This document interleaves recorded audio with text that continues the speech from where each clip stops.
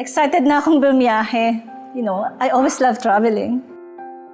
Whole family kami lahat pag nagda-travel. It's been years, kaya matagal-tagal na rin. I think it was year 2014 when my sister-in-law was diagnosed of colon cancer. None of the family really has one. Pero it happened to her. So I thought of my husband. Dad, baka mangyari sa'yo yan. Sabi ko sa kanya, I think it's about time to get a policy that will cover that. Ang sabi lang ng husband ko, kung hindi ka kukuha, wag mo na rin akong ikuha.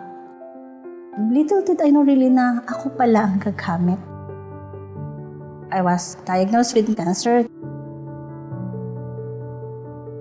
Hindi ko naisip yung insurance na kinuha ko. Kasi I just got it December. Tapos March, madidetect ako. Wala akong magawa kundi maging ready for anything. Ang sabi ko nga sa anak ko, I will give it a fair fight habang kaya ko. Kasi I believe pag buhay ka pa, you still have a chance. I went through 19 cycles of chemotherapy. Whenever I go to the hospital, you don't feel good. Kasi alam mo na naman yung pagdadaanan mo, tutusukin ka na naman, babagsak na naman ang katawan mo. Kaya nung day na nung last, sabi ko, congratulate niyo ako. This will be my last chemo. We're going to Singapore. What? Sabi na, are you okay? Mama, kaya mo na ba? Sabi ng doktor, kaya ko na daw. Sabi nga nila, ang saya no, mommy, we're back. During my treatment, I made a list of things to do for my husband in case something happened to me.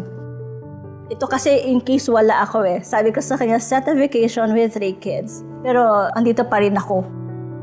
So ngayon, preparing for one big trip. Kaya yung mga bata, they're excited kasi ngayon lang sila pupunta sa US tapos lahat kami magkakasama.